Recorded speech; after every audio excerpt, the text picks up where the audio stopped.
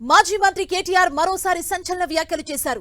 12 MP సీట్లిస్తే KCR మళ్లీ రాష్ట్ర రాజకీయాలను శాసించే రోజులొస్తాయన్నారు. సంవత్సరంలోపే మళ్లీ కేసీఆర్ రాష్ట్రాన్ని శాసిస్తారన్నారు. మరోవైపు బీజేపీ తీరుపై కేటీఆర్ ఫైర్ అయ్యారు. ఏ పని చేశారో చెప్పే దమ్ము ఏ ఒక్క బీజేపీ నాయకుడికి లేదన్నారు. తాము యాదాద్రిని అద్భుతంగా నిర్మించామన్నారు. కానీ ఏ రోజు దేవుణ్ణి అడ్డం పెట్టుకుని రాజకీయాలు చేయలేదన్నారు. మేడే సందర్భంగా తెలంగాణ భవన్లో కార్మికులతో కలిసి వేడుకలు నిర్వహించారు.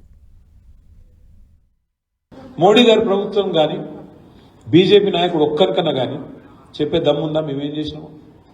ఏం పని చేసిరాయా మీరు? రైతులకు ఏం చేసిండ్రు, కార్మికులకు ఏం చేసిండ్రు, మహిళలకు ఏం చేసిండ్రు అంటే ఒక్కడంటే ఒక్కడు చెప్పే దమ్మున్నాడు ఉన్నాడా? చెప్పు మన దమ్ముంటే రమ్మన్. ఒక్క పని, ఒక్క పైసా పని ఎవరు చేసిండ్రు? ఎవరికి చేయలేదు. చూడండి, ఏమైనా గట్టిగానో అనుకో జై శ్రీరామ్,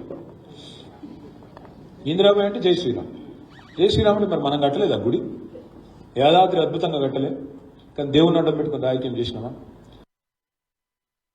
ఇద్దరు ఎంపీలు ఉన్ననాడే కేసీఆర్ గారు ఢిల్లీ మెడల్ వంచి తెలంగాణ తెచ్చారు.